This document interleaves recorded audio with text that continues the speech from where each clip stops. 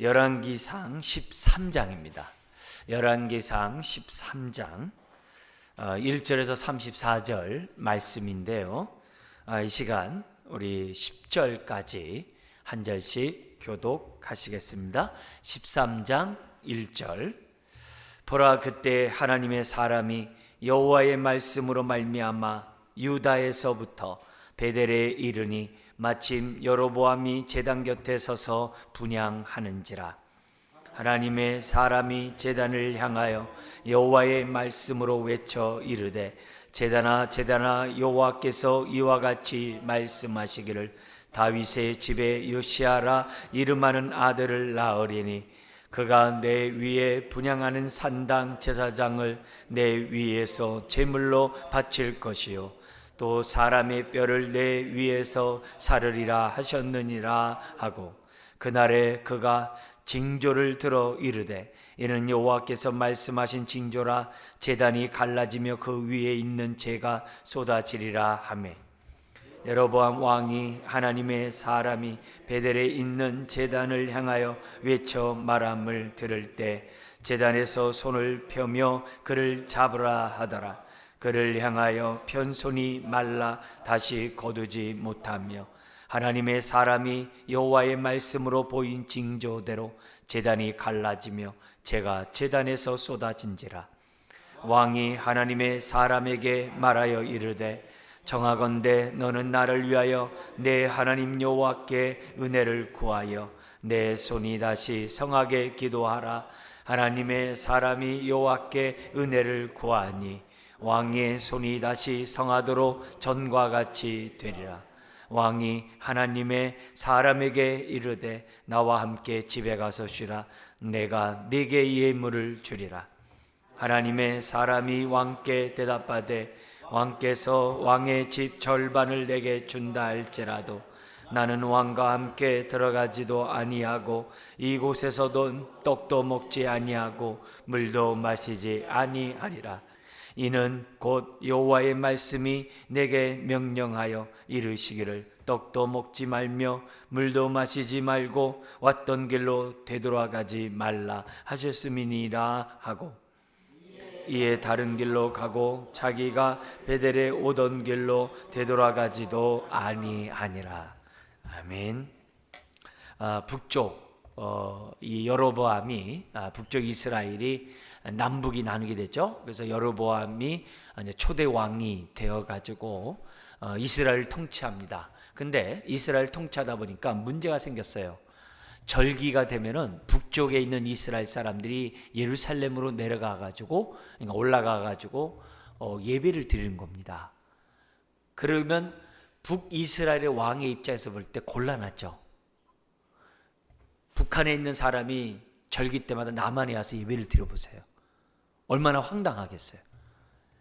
그런 문제가 생기니까 예루살렘에 못 가도록 금송아지 2마리를 갖다가 만들어 가지고 베델과 단에다가 그 신상을 만들어 놓고, 이게 하나님이라는 거예요.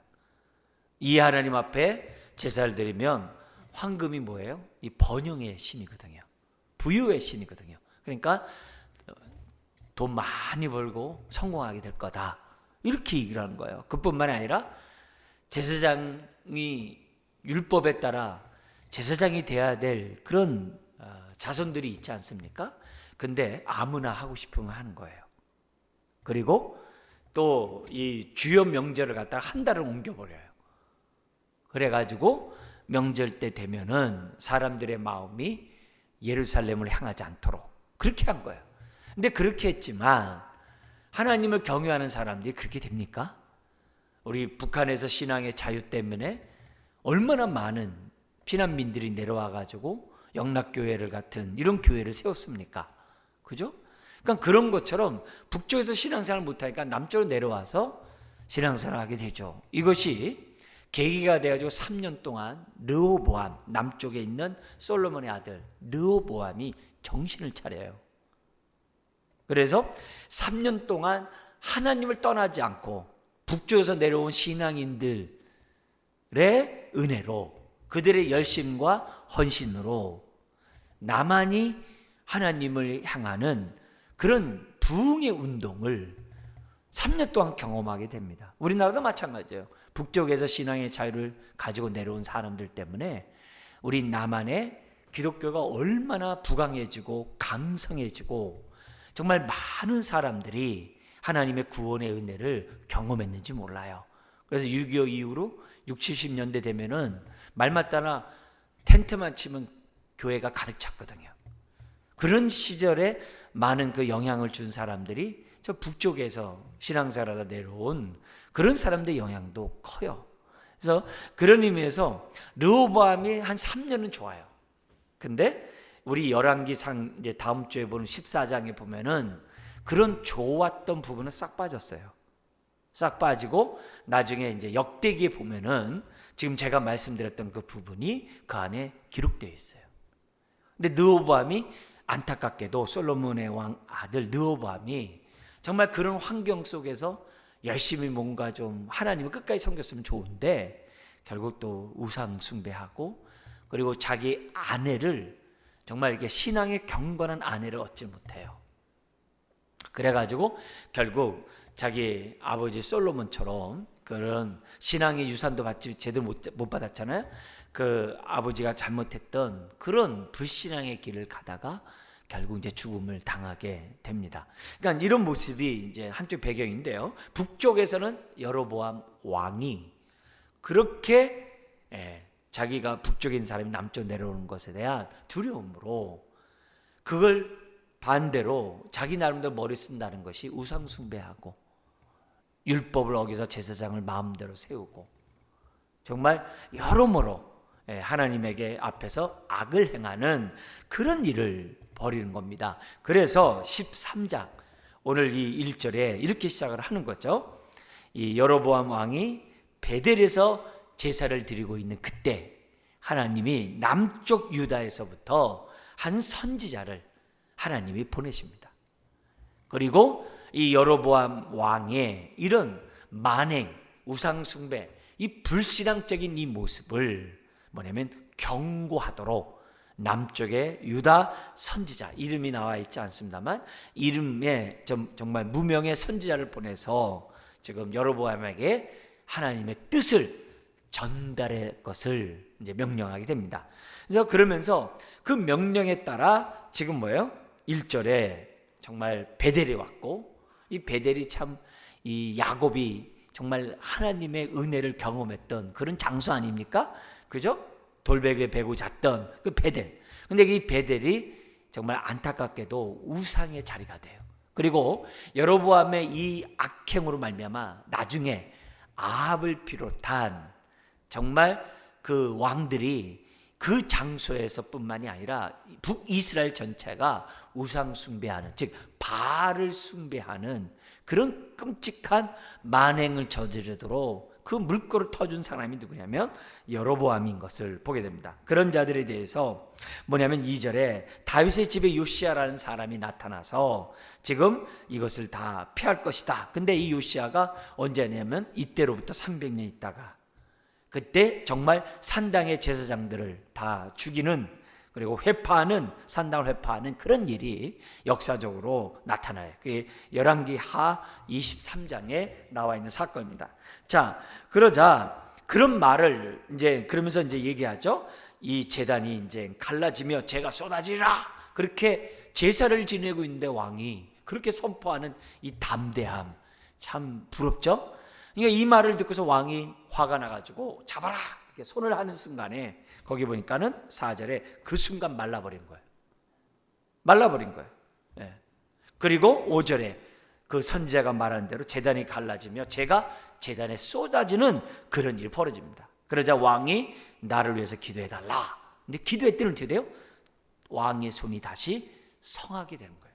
그러니까 왕이 볼 때 놀라운 체험을 했잖아요. 그러니까 선지자에게 얘기합니다. 우리 집에 가서 내가 당신을 갖다가 당신에게 경대하고 예물을 내가 주겠다. 그러니까 말합니다. 하나님이 이곳에서는 그 어떤 정말 대우도 예물과 같은 건 두말할 것도 없고 어떤 대우도 받지 말라, 타협하지 말라는 거죠. 그러면서 심지어는 뭐냐면 너가 왔던 길로도 되돌아가지 말고 다른 길로 돌아가라. 하나님이 이곳에 먹지도 마시지도 말라고 나에게 말씀하셨다. 그렇게 이제 10절에 이제 설명하게 됩니다. 자, 그러니까 이런 모습에서 우리들이 지금 이 첫 번째 우리 교훈이 뭐냐면은 하나님은 정말 이 여로보암 왕을 갖다 그 즉시 심판하고 멸할 수 있잖아요. 근데 그럼에도 불구하고 지금 뭐냐면은 유다로부터 선지자를 보내가지고 경고를 해요. 이게 뭐예요? 기회를 주는 거거든요. 첫째가. 그러나 두 번째가 또 있어요. 그렇게 선지자를 보내므로 앞으로 너희가 당하는 그 재앙이 누구로부터 왔다는 거예요? 나 여호와 하나님으로부터 왔다는 사실을 깨닫도록 하기 위해서 선지자를 보낸 거예요. 그러니까 어쩌는 의미가 뭐예요? 후자가 더 맞겠죠. 앞으로 너희에게 재앙이 임할 건데, 그래서 자기 아들부로 그 왕이 끝나요. 왕조가 끝나버려요. 그래서 바하사라는 새로운 왕이 등장을 해가지고서 북이스라엘을 통치하거든요. 그러니까 이런 모습에서 지금 뭐냐면 이 심판이 애당초 여로보암이 얘기했잖아요. 다윗처럼 하나님의 말씀을 떠나지 않으면 너희 왕조를 내가 오래도록 세워주리라고 하나님이 여로보암에게 약속하셨거든요. 근데 그럼에도 불구하고 여로보암 왕이 그 말씀을 기억하지 않고 다윗이 하나님을 섬겼던 그 신앙을 본받지 않는 거예요. 그리고 이처럼 우상 숭배를 하고 있는 거예요. 그래서 지금 선지자를 통해서 지금 경고를 해요. 개인적으로는 여로보암 왕 입장에서부터는 기회예요. 뭐요? 회개할 기회. 그러나 회개도 아무나 합니까? 하나님이 은혜를 줘야 회개하죠. 사람이 마음 모은다고 회개합니까? 은혜를 줘야 회개하죠. 아무나 회개할 수 있는 게 아니잖아요. 이미 하나님의 은혜를 떠난 여로보암은 그렇게 하나님이 경고를 하고 심지어는 자기 손이 말랐다가 회복된 그런 경험을 했음에도 불구하고 여로보암 왕은 우상에서 떠나지 아니하고 하나님 앞에서 악을 행하는 그런 모습이 지금 여로보암 왕에 있다는 거예요. 그래서 이런 사건에서 우리가 알아야 될 것이 뭐냐면 우리가 말씀을 대할 때나 읽고 듣고 묵상하거나 기도를 할 때 하나님 말씀이 기억날 때가 있어요. 다른 말로 하면 하나님의 뜻이 이거겠다라고 깨달을 때가 있어요. 그런 깨달음이 딱 왔을 때 오늘 이 말씀을 좀 생각하면서 여로보암의 왕의 모습을 한번 떠올랐으면 좋겠어요. 그래서 내가 말씀과 기도 가운데 뭔가 깨닫는 것이 딱 있으면 하나님, 내가 여로보암처럼 기회를 박차지 말고 내가 정말 알지 못한다 하더라도 심지어는 내가 내 마음대로 살고 싶어하는 욕망이 들끓어도 하나님 나 먼저 엎드리게 해주세요. 그런 교훈을 오늘 이 말씀 속에서 우리가 들어야 돼요. 그래서 성령이 책망할 때 들을 귀가 있는 사람이 돼야 돼요. 문득문득 하나님의 말씀이 기억나고 문득문득 깨닫게 할 때가 있어요. 여러분 그걸 소홀히 여기지 마세요. 오히려 정말 내가 오바를 좀 하더라도 아주 자꾸 감사 좀 했으면 좋겠어요. 그러면 내가 어떻게 돼? 그 감사의 수준에 맞게끔 깨달음이 오거든요. 대체적으로요. 그러면 내가 아주 그냥 크게 아주 그냥 리액션을 하는 거예요. 감사합니다. 이걸 깨닫게 하니. 근데 그게 내 마음이 못 따라간다 하더라도 그걸 몇 번씩 반복하다 보면은 마음에 뭐냐면은 이렇게 깨닫게 한 것이 성령님의 은혜인데 내가 이 부분을 내 마음이 못 따라가는구나. 하나님, 내 마음도 성령님을 통해 따라갈 수 있도록 하나님 도와주세요. 그래서 입술로만 감사하는 게 아니라 진심으로 감사할 수 있도록 저에게 은혜를 주세요. 그래서 이 깨달음을 한쪽 귀로 듣고 흘러버리지 말고 내가 무엇보다 소중하게 여기해 주세요. 그런 마음, 이런 마음을 딱 가지면요 신기할 만큼 옛날에 깨닫던 말씀과 이렇게 연결이 돼요. 이게 쭉 연결이 돼요. 이렇게 구슬이 꿰듯이 쭉 연결돼요. 맞아, 그때도 하나님이 깨닫게 하셨는데 근데 깨닫고 내가 잊어버렸구나. 그게 너무 많다는 것을 발견하게 돼요. 그러니까 이런 모습 속에서 내가 하나님 이번에는 그렇게 넘기지 말고 깨달은 바에 대해서 감사하고, 그리고 깨달은 바대로 내가 살아갈 수 있도록 먼저 어떻게 해야 돼요? 엎드리게 해주세요. 하여튼 하나님 앞에서 좀 엎드리게 해달라고, 그런 마음을 저와 여러분들이 이제 가져야 됩니다. 이게 이 교훈을 봐요. 근데 안타깝게도 여로보암은 그 기회를 박차버리고 그런 은혜를 덧입을 수가 없다는 거죠. 그래서 최근에 말씀과 기도를 통해서 찔림에 어떤 경험이 있었다고 한다면 이 시간 다시 한번 기억하고 잊지 않았으면 좋겠어요. 꺼져가는 심지도 끄지 아니하시는 우리 하나님께서 내가 깨달았던 그 부분이 사그러지지 않기를, 또 않도록 은혜 주시기를 주의 이름으로 축원합니다. 그게 불꽃이 살아나야 되거든요. 예. 그 불꽃이 살아나야 되거든. 바울이 디모데에게 한 기도 내용이에요. 네가 처음 안수받았을 때 너에게 정말 그 뜨겁게 했던 그것이 불이 듯 일어나기를 원한다 그랬거든요. 그래서 깨달은 그 말씀이 이렇게 활활 타오를 수 있도록, 그런 마음을 저와 여러분들이 갖지 않으면 지금 어떻게 돼요? 여로보암과 같이 그냥 끝나버려요. 자, 그러면서 지금 이 유다로부터 온 선지자의 말에서 우리가 또 하나 교훈을 삼을 것이 있어요. 이 교훈이 뭐냐면, 이 선지자는 하나님 앞에서 하나님의 받은 그 사명을 여로보암 왕 앞에서도 담대히 전해요. 그리고 그는 결사각오, 정말 각오하는 그 마음으로 정말 뭐예요? 나는 이곳에서 물도 마시지 않고 그 어떤 것도 먹지 않고 왔던 길로 되돌아가지 않고 다른 길로 가리라, 이렇게 자기 나름대로 어떻게 돼요? 결단을 하고 지금 뭐냐면 하나님 앞에 정말 사명을 지금 뭐예요? 여로보암 앞에서 수행하고 있어요. 이 사람이 이렇게, 이 선지자가 이렇게 당당하고 담대하게 할 수 있었던 것은 뭐 때문이에요? 그가 받은 하나님의 말씀이 분명하기 때문이에요. 받은 하나님의 말씀이 분명하기 때문에 이렇게 어떻게 돼요? 담대하게 행동했다는 거예요. 여기서 우리가 교훈을 얻어야 될 것이 뭐냐? 우리 아까 깨달았잖아요? 그럼 깨달은 그 말씀이 확실하도록 기도하셔야 돼요. 깨달은 것으로 그냥 훅 하고 잊어버리지 말고 감사하면서 그 깨달은 그 내용이 분명하고 확실하고 정확해질 때까지 하나님께 기도를 해야 돼요. 그렇지 않으면 내가 그 말씀에 순종 안 해요. 그 말씀대로 살지 못해요. 그런데 유다로부터 온 이 선지자는 하나님 또 받은 이 말씀이 너무 정확하니까 그 왕 앞에서도 이렇게 당당하게 지금 자기의 신앙을, 하나님의 뜻을 전하고 있는 것을 보게 됩니다. 그래서 우리는 하나님이 기뻐하는 걸 기뻐하고 하나님이 싫어하는 것을 싫어하고 하나님이 미워하는 것을 미워하게 해주세요.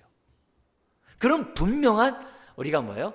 지식을 가지고 그런 생각을 가지고 저와 여러분들이 신앙생활을 해야 한다는 거죠. 여러분, 신앙생활은 적당히가 없어요.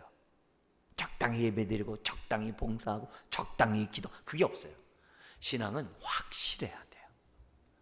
확실해야 돼요. 항상 하나님은 어떻게 돼요? 첫 것을 드리라고 그러지 쓰고 남은 걸 드리라고 안 그러거든요. 항상 첫 것을 드리라고 그러거든요. 우리가 하나님 앞에서 우리가 신앙생활할 때 우리가 가져야 될 태도가 뭐예요? 하여튼 최상의 것을 가장 어떻게 돼요? 분명하게 확실하게 내 삶을 드리는 그 모습을 갖는 것이 중요해요. 그렇지 않으면 어떤 생각 같으냐면은 내가 10가지 중에 한두 가지 해놓고 나 했다고 그래요. 8, 9가지 하지 않은 것에 대해서 생각 안 하고 나 한두 가지 했다 이렇게 그래요. 우리가 그런 식으로 신앙생활을 하다 보면은 어느 순간에 나도 모르는 사이에 어떻게 돼요? 다 하나님의 뜻은 온데간데 없고 나를 위해서 살아가는 사람이 될 수밖에 없어요. 자칫 잘못하면 여로보암처럼 자기 아전인수격으로 살아갈 수밖에 없다는 거예요. 그래서 세상에서 이런 말 있죠. 그 개그맨이 한 말도 있어요. 뭐 까짓 거, 그 까이 거, 뭐 대충 뭐 이렇게 하는지 뭐 이런 말이 있잖아요. 그런 것처럼 신앙생활이 그럴 수도 있거든요. 우리는 남들과 비교하지 말고 내 입장에서 내가 했네 그러지 말고 하나님의 입장에서 오늘 나의 모습을 정확하게 보고 우리가 그 모습 가운데 부족한 부분들을 하나님의 은혜 없이는 할 수 없사오니 은혜를 베푸셔서 내가 하나님의 시각으로 내가 살아갈 수 있도록 내 삶을 드릴 수 있도록 도와달라고. 그렇게 해야 돼. 남과 비교하지 말고 말씀에 비교해야 돼요. 그게 우리가 가져야 될 그런 신앙이에요. 그래서 우리가 사는 이 세상에서는 정말 하나님이 정확하게 말씀하신 그런 내용들 우리가 알고 있는 것도 있잖아요. 뭐 가장 기본적인 거 우상 숭배하지 말라. 그럼 너무나 정확히 알잖아요. 그러면 우상 숭배하지 않는 거예요. 탐심이 곧 우상 숭배니라. 그러면 드디어 탐심하면 안 되는 거예요. 거기에 대해서 이렇게 쭈삣쭈삣하고 뭐 그냥 뭐 대충 그러면 안 되는 거예요. 하나님이 나에게 깨닫게 하셨으면 나라고 어떻게 돼요? 그 탐심하지 말라는 이 말씀에 내가 어떻게 돼요? 딱 서야 돼요. 근데 이게 분명히 안 쓰면 아까 뭐라 그래요? 그래도 내가요 하나님 하나 둘 셋 넷 6개가 있는데 그래도 내가 5개에는 내가 탐심이 없었어요. 요 한 가지는 좀 가졌지만 이렇게 얘기를 해요. 그렇게 하면 안 되는 거예요. 우리의 기준이 하나님이 되도록 하나님의 말씀이 되도록 저와 여러분들이 조심해야 하는 거죠. 그래서 그 외에도 하나님이 우리에게 알려주신 분명한 것들 있잖아요. 대표적인 게 십계명이잖아요. 그러니까 이런 십계명과 같은 이런 말씀들은 흔들리면 안 돼요. 그 부분은 나한테 무엇보다도 빛이 나야 돼요. 거짓말하지 말라. 그러면 돼요? 딱 하면 안 돼요. 에베소 4장 24절 이하의 말씀이 그거잖아요. 옛사람을 벗어버리고 새사람을 덧입어라 하면서 나오는 첫 마디가 뭐예요? 거짓말하지 말라. 딱 얘기하잖아요. 그러면 그냥 주님 내가 거짓말하지 않고 진리이신 성령님에 따라 진리를 말하는 자 되게 해주십시오. 이렇게 그러니까 어떤 하나님이 주신 이런 말씀에 대해서는 정확하게 갖는 이런 자세를 저와 여러분들이 가져야 돼요. 그래야 우리가 어떻게 돼요? 세속화되거나 이 종교다원주의 속에서 관용을 베풀거나 넘어가 버리거나 이런 일들이 없는 거죠. 우리나라에도 그 동성애자들의 그 광고가 나와요. 동성애와 공산주의 이렇게 강연을 해요. 그 단체에서요. 인권 하면서 하는 그 단체 주제가 공산주의 이렇게 딱 나와요. 그러니까 이 공산주의가 실패하면서 새로운 공산주의, 이 네오 막시즘이라고 해요. 그게 지금 뭐예요? 유럽을 강타해가지고 유럽의 사람들을 갖다 다 세뇌시켜가지고 심지어 신학까지 세뇌시켜가지고 지금 우리나라에 지금 뭐예요? 완전히 쓰나미처럼 지금 밀고 들어오고 있거든요. 그래서 이 공산주의자들이 인권을 플러스 해가지고 모든 걸 다 해체주의를 하는 거예요. 질서나 권위나 전통이나 남성이나 성개념, 남성 여성도 없어요. 다 죄예요, 죄. 다 젠더예요. 다 그렇게 만들어 놔가지고 공산주의자들이 뭐든지 평등하고 모든 것이 다 그런 거예요. 그러니까 이 모든 우리가 흔히 말하는 이제 페미니즘 이런 것들을 다 공산주의에서 온 거거든요. 그게. 그러니까 이런 모습에서 우리들이 잘 생각하고 지금 뭐예요? 성경에서 뭐라고 말하는가라는 메시지를 딱 듣고 우리가 뭐예요? 알고 있어야 되는 거죠. 우리가 뭐예요? 이 나이에 뭐 그런 거 알아서 뭐예요? 나 혼자 하나님 신앙생활 잘하면 됐지. 그렇게 하면 안 돼요. 기도해야 돼요. 기도해야 돼요. 우리 어린 자녀들, 우리 손주 녀석들이 어떻게 신앙을 버릴지 모르거든요. 어떻게 버릴지 모르거든요. 그래서 인권이란 미명하에 이 세상이 지금 막 완전 소용돌이 치고 있거든요. 거기에서 우리들이 분명한 하나님의 말씀에 대한 지식을 가지고 우리가 뭐예요? 자녀들을 가르쳐야 되고 우리 주일학교 아이들을 가르쳐야 되고 올바로 서도록 해야 될 일들이 다 우리에게 있거든요. 그러니까 이런 부분에서 우리들이 많은 부분들 성경에서 뭐라고 말하는지를 분명히 알고 우리가 행동해야 된다. 그렇지 않으면 여로보암처럼 하나님을 섬긴다고 하면서 하나님이 금송아지가 되는 거예요. 하나님을 섬긴다고 하면서 우상을 섬기는 거예요. 왜요? 분명한 지식이 없으니까. 우리가 이런 이 10절에까지 나와 있는 이 교훈을 잘 삼고 오늘 내 삶 속에서 나는 정말 성령의 깨달음이 있는가? 근데 그 깨달은 그것이 나는 확실한가? 그리고 그렇게 함으로 나는 지금 그 말씀에 철저하게 지금 내 삶을 맞춰가고 있는가? 그걸 우리들이 배워야만 한다는 겁니다. 자, 그러면서 11절부터 32절에 보면은 근데 이렇게 당당하고 뜻가운데 살았던 이 유대로부터 오는 선지자가 타락하고 심판받아 죽어요. 어떻게 이럴 수 있을까요? 그럴 수 있어요. 네. 그만큼 우리는 어떻게 돼요? 하나님 앞에 정말 납작 엎드려야 돼요. 조금이라도 자만하지 말고 분별력을 우리가 갖고 우리에게 주신 그 말씀에 따라 잘 분별해서 살아야 돼요. 근데 이 유다로부터 온 선지자가 북쪽에 남아있는 그런 선지자, 여기서 늙은 선지자라고 했어요. 그 늙은 선지자의 유혹을 받아가지고 하나님의 뜻에 어긋남으로 죽어요. 그래서 오늘 이 말씀을 보면서 하나님, 오늘 내가 신앙생활하면서 하나님 말씀을 잘 분별하지 못해서 예수 안에 있는 하나님 나라의 축복을, 언약의 축복을 누리지 못하는 그런 잘못을 범하지 않도록 은혜를 달라고 마음을 우리가 다짐하면서 우리가 본문을 좀 보겠습니다. 여기 보면 11절부터 32절에 보면은 이 유다로부터 온 선지자가 왜 이렇게 타락하게 됐느냐, 거기 나와 있는 내용이 이제 그 11절부터 22절에 나왔는데요. 핵심은 이겁니다. 그가 뭐냐면 하나님 앞에 불순종했기 때문이라는 거예요. 그 증거를 21절, 22절. 자, 근데 우리 20절부터 22절까지 같이 한번 읽겠습니다. 그들이 상 앞에 앉아 있을 때 여호와의 말씀이 그 사람을 데려온 선지자에게 임하니 그가 유다에서부터 온 하나님의 사람을 향하여 외쳐 이르되 여호와의 말씀에 내가 하나님의 말씀을 어기며 내 하나님 여호와께서 내게 내리신 명령을 지키지 아니하고 돌아와서 여호와가 너더러 떡도 먹지 말고 물도 마시지 말라 하신 곳에서 떡을 먹고 물을 마셨으니 내 시체가 내 조상들의 묘실에 들어가지 못하리라 하셨느니라 하니라. 이게 뭐냐면 북쪽에 있는 늙은 선지자가 지금 뭐예요?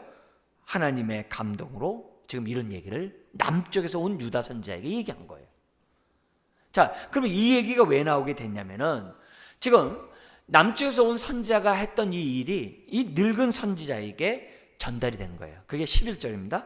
베델의 한 늙은 선지자가 살더니 그의 아들들이 와서 이날에 하나님의 사람이 베델에서 행한 모든 일을 그에게 말하고 또 그가 왕에게 드린 말씀도 그들이 그들의 아버지에게 말한지라. 그러니까 베델에 있는 선지자가 이 소식을 들은 거예요. 근데 그 소식을 듣자마자 이 베델에 있는 그 선지자가 무슨 연유인지 자기 아들들을 통해 가지고 어디로 돌아갔는지를 찾으라는 거예요. 그리고 집으로 데려오라는 거예요.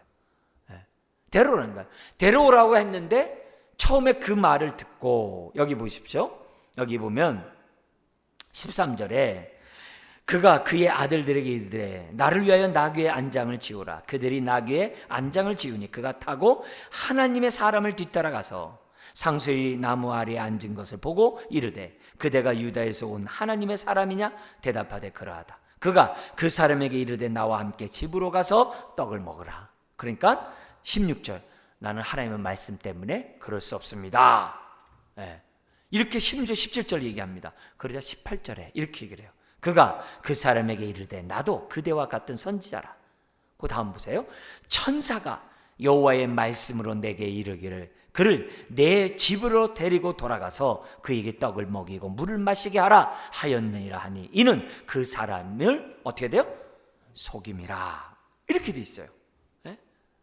그리고 나서 거기 집에 가서 떡과 물을 갖다 먹고 마셨어요. 그러자 하나님의 심판이 그 늙은 선지자를 통해서 유다 사람에게 나오게 되고 그 결과 이 사람은 사자에게 물려 죽게 되는 거예요.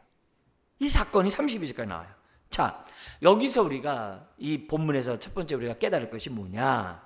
여러분, 우리는 내가 깨달았던 이 말씀에 대해서 우리가 알아야 될 것이 뭐냐면 새로운 얘기를 들을 때에는 하나님 앞에 묻는 겸손한 지혜로운 행동이 있어야 한다는 거예요. 이 사람은 밥도 안 먹고 왔기 때문에 다시 돌아가는 길이 얼마나 허기지겠어요. 유다에서부터 베델까지는요, 걸어가려면요, 이게 하루 길이 아니에요. 에? 다시 돌아가려고 했을 때 그 얼마나 허기지겠어요. 생각해 보세요. 말 타고 다니는 것도 아닌데, 걸어가야 되는데 얼마나 힘들겠어요. 그래가지고 뭐예요? 상수리 나무 아래서 지금 쉬고 있는 거예요. 아우 힘들다. 쉬고 있는데 지금 뭐예요? 나도 선지자라. 선지자라 얘기하면서 뭐냐면 천사가 나에게 찾아가가지고 물과 떡을 주라고 했다. 이 말 하니까 이 유다에서부터 온 선지자가 뭐냐면 아이고 살았다. 나 지금 배고파가지고 지금 나 죽게 생겼는데 하나님이 나를 위로하시는구나.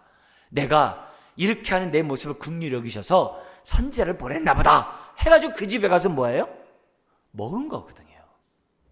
먹자마자 하나님의 심판이 임한 거예요. 여러분, 사탄은 이 미혹의 영은 이렇게 교묘해요. 광명한 천사같이 위장해가지고 우리를 유혹한다고 그러잖아요.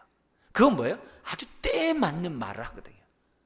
예수님에게도 어떻게 했어요? 40일 금식 기도할 때 지금 얼마나 배고프겠어요. 사단이 돌 가지고 떡을 만들어 먹으라고 했는데 뭐라고 얘기해요? 너가 하나님의 아들이여든 이렇게 얘기해요. 그게 시험이거든요. 하나님의 아들이여든 너의 능력을 복음과 하나님 나라를 위하여 왕성하게 살아가는 데 필요한 양식을 위하여 하나님의 능력을 너를 위해서 조금 쓰면 어떠냐 이게요. 그럴듯하죠? 광야에서 배고픈데 지금 뭐예요? 빨리 밥 먹고 정신 차려가지고 복음과 하나님 나라에서 살라. 얼마나 합리적이에요. 얼마나 합리적이에요. 근데 주님이 뭐라 그래요? 하나님 말씀을 인용해서 사람이 떡으로만 사는 것이 아니라 하나님의 입에서 나오는 뭐요? 말씀으로 살아야 한다라고 딱 물리치잖아요. 그러니까 여기에 있는 남쪽 유다에서 온 이 사람은 그게 없었던 거예요. 마지막 그 순간에 사단이 그 미혹한 그것을 지금 뭐예요? 이 사람은 넘어가 버린 거예요. 왜요? 자기가 지금 뭐예요? 배고프다 이게요. 순간적으로 오히려 그 사람의 말이 뭐예요? 은혜로운 거예요. 왜 은혜인가? 그렇지, 과연 하나님은 나의 사랑의 하나님이셔. 내가 이렇게 배고픈 것을 아시고 나에게 떡과 물을 갖다 주셨어. 할렐루야 하면서 뭐예요? 먹는다는 거예요. 우리도 신앙생활할 때 보면 마침 다시스가 있어요. 너무 힘든 데 있잖아요. 갑자기 누가 마침 다시스로 가는 배가 있는 것처럼 누가 뭐예요? 내가 지금 하고 싶은 것을 딱 얘기를 해줘요. 사단은 그 순간에 우리를 넘어뜨리는 거예요. 그래서 우리가 이런 게 있잖아요. 항상 사역을 하더라고요. 여름 성경학교 지금 하잖아요. 여름 성경학교 준비 전에 막 기도도 하고 금식도 하고 막 열심히 준비도 하고 막 해요. 막 최선을 다해 딱 해요. 성경학교 마지막 시간에 시험들 팍팍 들어요. 심지어는 성경학교 끝나고서 시험 팍팍 들어요. 안 든 사람이 드물어요. 말을 안 해서 그렇지 팍팍 들어요. 왜요? 치고 들어오는 거거든요. 그러니까 우리들이 이 모습 앞에서 우리들이 어떤 것을 이루기 위해서 열심을 내지만은 그 다음에 뭐예요? 무방비일 때가 너무 많아요. 오늘 우리도 어떻게 돼요? 하나님 뜻대로 막 사다가 내 안에 있는 정과 욕심 때문에 사단이 어떻게 돼요? 딱 촉발을 했을 때 냉큼 입 벌리지 않기를 주의 이름 축원합니다. 그만큼 뭐예요? 우리는 깨어 있어야 돼요. 그래서 내가 다른 말씀을 들을 때에는 하나님 앞에 뭐예요? 기도하셔야 돼요. 제가 지난주에 무슨 얘기하냐면은 하나님의 뜻을 잘 모를 때는 무조건 나쁜 거 하라고 그랬어요. 하나님의 뜻을 잘 모를 때는 무조건 좁은 길 선택하라고 그랬어요. 내가 어떻게 살지 잘 모르겠다 그러면 좁은 문 가라고 그랬어요. 왜요? 넓은 문으로 가고 싶은 게 우리들이거든요. 넓은 길로 가고 싶은 게 우리들이거든요. 그래서 우리들이 잘 모를 때는 하나님의 그 원칙 있잖아요. 분명한 원칙. 좁은 길, 좁은 문. 그것대로 가는 거예요. 오늘 이 말씀도 마찬가지예요. 내가 지치고 힘들고 피곤하고 막 어려운데 인간적인 마음이 딱 올라와. 뭐냐면 왜 나만 고생해? 라든지 누가 내가 이렇게 하는 걸 좀 알아주나? 라든지 여러모로 내가 이렇게 해봤자 생고생 해봤자 내가 영광은 내가 안 받고 딴 사람이 다 받네? 저 사람 하지도 않았는데? 예를 들면 내가 뭔가 인간적으로 그런 생각 그런 일들이 딱 벌어질 때는 시험이구나 유혹이구나라고 딱 깨달아야 돼요. 근데 이미 낚싯바늘에 딱 꿰인 다음에 불싸 이렇게 대부분이에요. 그래서 주의를 하거나 열심히 주님을 할 때는요 특별히 마무리를 잘해야 돼요. 뭐든지 마무리를 잘해야 돼요. 하루에 있어서도 저녁이 중요한 거고 어떤 일에 있어서도 그 마무리가 중요한 법이에요. 이걸 항상 생각하면서 하나님은요 그 땅에서 먹지도 말고 마시도 말라고 하면요 하나님 말씀 바꾸지 않으세요. 만약에 바꾼다면 그 사람이 직접 말하죠. 남쪽 유다에서 온 선지자가 직접 말하죠. 애야 한 늙은 선지자가 올 터인데 그 사람이 떡과 물을 주겠다고 할 때 따라가거라. 그리고 나서 북쪽에 있는 선지자가 오는 게 성경적이죠. 자기는 듣지 못했는데 그 사람이 말했다고 냉큼 먹어버리면 예수님에게 사단이 시험한 건 똑같거든요. 앞으로 복음과 하나님 나라에서 사는데 너의 능력을 가지고 조금 너를 위해서 쓴다는데 그 하나님이 뭐라고 안 그래? 떡 가지고 돌 가지고 떡 만들어 먹고 열심히 주의 일을 해 이렇게 얘기한다고. 합리적인 것 같지만 아니란 거예요. 거기에서 사람들이 뭐예요? 다 나가 떨어지는 거예요. 그래서 오늘 말씀을 잘 기억하고 교회 일을 열심히 할 때 마무리 때 시험 들지 않길 바라요. 우리 성경학교 수련회가 남아있어요. 열심히 한 다음에 끝난 다음에 원망불평하지 않길 바라요. 시험이에요. 한꺼번에 밥을 맛있게 져놓고 그냥 재뿌려버리는 거예요. 그런 모습들이 우리들에게 너무 많기 때문에 늘 되풀이되는 거예요. 남쪽 유다의 선지자의 이런 잘못된 판단을 통해서 오늘 우리들이 얻어야 될 교훈이에요. 사단은 나를 어디 공격할 줄 알아요. 우리 교회 어디 공격하면 우리 교회가 어떨지를 다 알아요. 그걸 공격해 들어올 때 우리가 뭐예요? 넘어지지 않도록 해야 돼요. 이 선지자가 진짜라는 진위는 이 늙은 선지자가 말한 대로 떡과 물을 먹은 그 결과 지금 어떻게 돼요? 죽었다는 데서 북쪽에 있는 선지자가 깜짝 놀래요. 그러니까 이 선지자는 추측건데 한때는 선지자였지만 빛바랜 선지자였던 것 같아요. 근데 이 남쪽에서 온 이 선지자의 죽음을 보면서 정신이 돌아온 거예요. 그래서 아들들에게 내가 죽거든 나를 그 남쪽 유다에서 온 선지자와 함께 묻어달라고 부탁을 하는 거예요. 그러니까 정신을 아마 이제 찾았다는 거죠. 이런 거 보면 진짜는 어떻게 돼요? 때로는 진위에 대한 논쟁은 때로는 죽음을 통해서 드러날 때가 많아요. 그 증거가 이스라엘의 역사예요. 예수님이 말씀했어요. 구약의 선지자들이 예수님 당시의 유대인들이 굉장히 경대를 하고 높이고 기념비를 세웠어요. 근데요, 그들이 높이는 선지자들은 예레미야, 이사야 이런 선지자들은 호세아 선지자들은요 당대에는 어땠어요? 다 멸시, 천대, 핍박, 조롱, 무시를 다 당했어요. 그죠? 다 그랬어요. 그런데 어떻게 돼요? 후대에 와서 그들이 인정을 받고 후대에 높였거든요. 근데 예수님은 뭐라 그래요? 너희 조상들처럼 그 선자를 죽이듯이 나를 죽이려 한다는 이거예요. 여러분, 이런 모습에서 우리가 보는 게 뭐냐면 참된 선지자들은 항상 어떻게 돼요? 불의와 불법과 저항하기 때문에 항상 당대는 핍박받고 순교하게 돼 있어요. 그게 진짜 선지자예요. 그때 환대를 받은 선지자가 없어요. 구약의 선지자나 예수님 당시나 다 없어요. 제자들은 다 없어요. 참된 선지자는 세상 또 환영 못 받아요. 근데 죽어서 환영을 받아요. 오늘 우리들의 삶도 마찬가지예요. 우리가 사는 이때 죽어서 내 진짜가 드러나야 될 때가 올는지 몰라요. 왜 대박하기가 올는지 몰라요. 우리가 살아서 정말 연명함으로 죽어서 하나님의 인정받지 못한 인생이 아니라 우리가 어떻게 돼요? 죽어서 내 진짜가 진짜 하나님의 사람이라는 것이, 진짜 성도라는 것이 증명되는 저와 여러분들이 되어야 한다는 거죠. 그런 교훈을 우리에게 주면서 오늘 우리가 이렇게 하려면 어떻게 돼야 돼요? 아까 우리 처음에 얘기했던 것처럼 하나님의 깨달음이 있을 때 그 깨달음이 되게 확실히 정확하게 분명하게 하나님의 뜻을 깨닫고 그 깨달은 말씀대로 저와 여러분들이 순종해야만 한다는 거죠.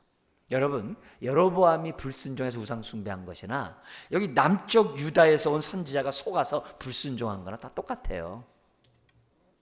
경중을 논할 수가 없어요. 다 말씀을 어기는 거예요. 속았다고 말하지 말아야 돼요. 내가 어떻게 돼요? 그만큼 속을 수 있는 빌미를 줬기 때문에 남쪽 유다 사람도 죽는 거예요. 여러분, 우리가 세속화되는 그 부분 누구 때문에 세속화됐다고 얘기하지 마세요.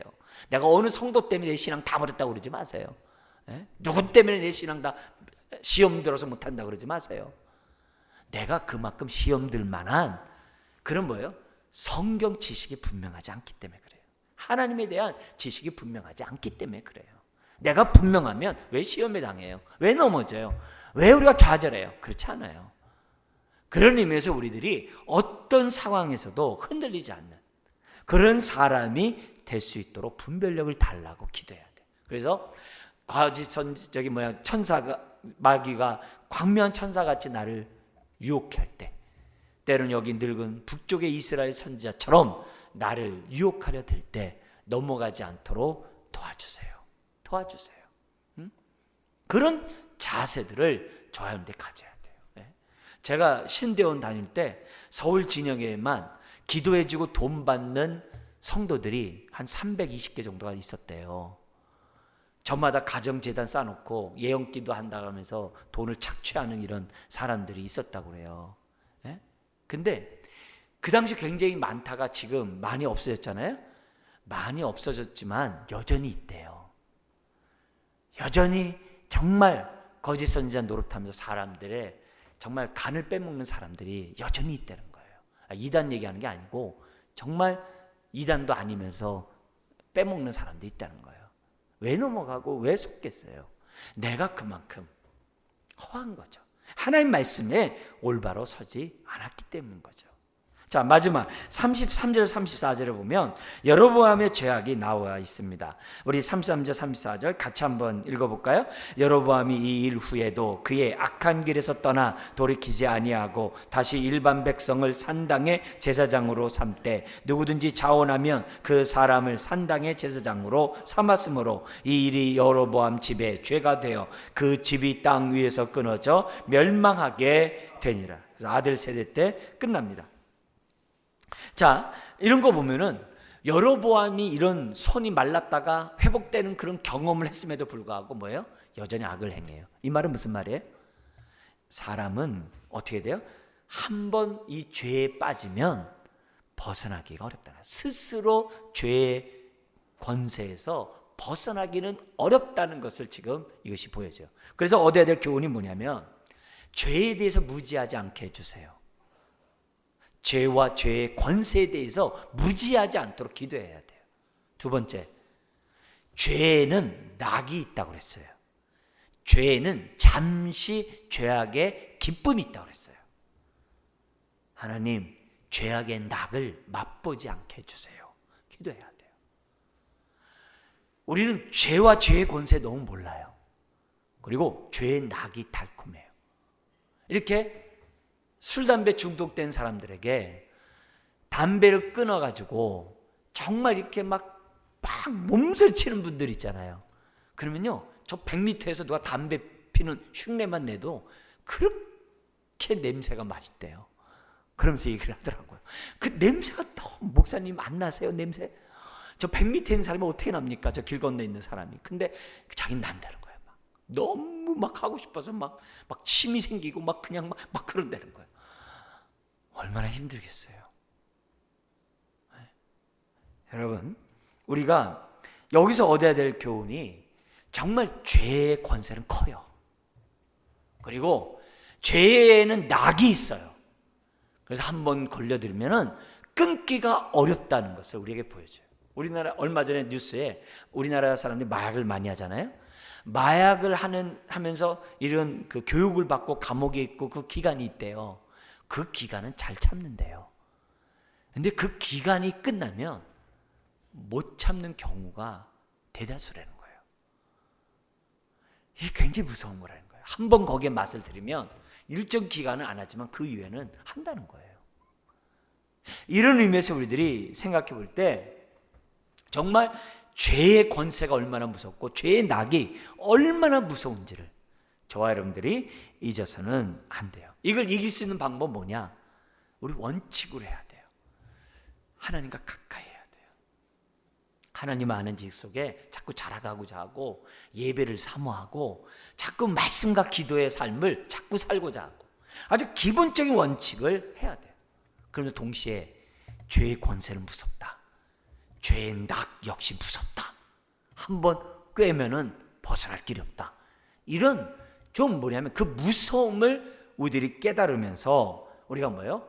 정말 조심하고 그러면서 기도해야 돼요. 성령님, 죄의 권세에서 이기게 하여 주옵소서.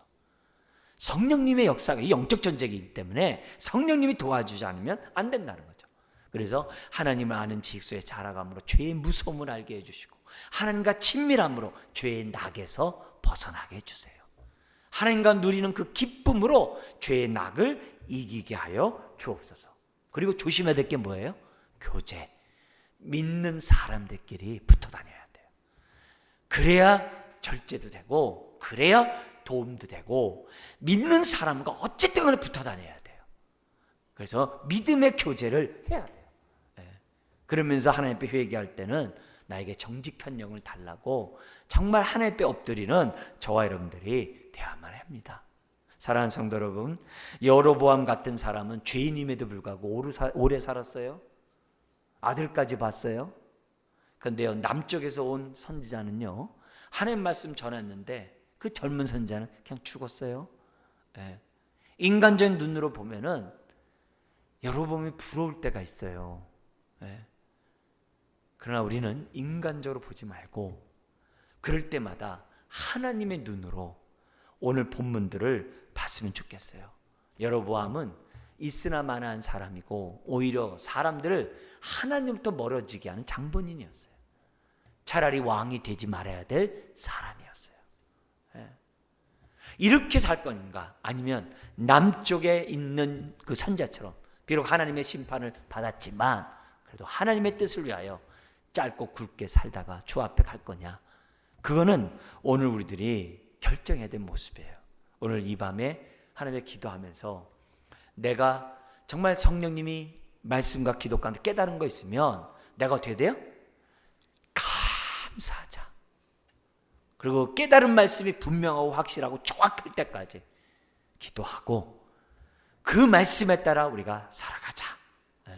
살아가는데 때로는 사탄이 우리에게 유혹하고 치고 들어올 때마다 내 상황과 형편과 배고픔 이런 현실적인 문제에 만족을 준다고 내가 누구로부터 막 인정을 받고 싶어하는 그 마음에 인정을 준다고 거기에 현혹되지 말고 하나님 앞에 엎드리면서 하나님, 내가 하나님으로부터 내가 주의 정말 이런 음성들을 내가 올바로 듣고 분별하는 가운데 내가 끝까지 살기 원합니다. 예수님처럼 마지막 그 순간에도 말씀으로 살 것이지 사람이 떡으로만 살 것이 아니다라고 말할 수 있는 사람이 되게 하여 주옵소서. 주님, 우리의 짧은 인생 여로보암처럼 살지 말고 정말 말씀을 지키다가 우리가 살다가 주님 앞에 가는 저 여러분 되시기를, 또 여러분의 가정 되시기를 주의 이름으로 축원합니다. 기도하겠습니다.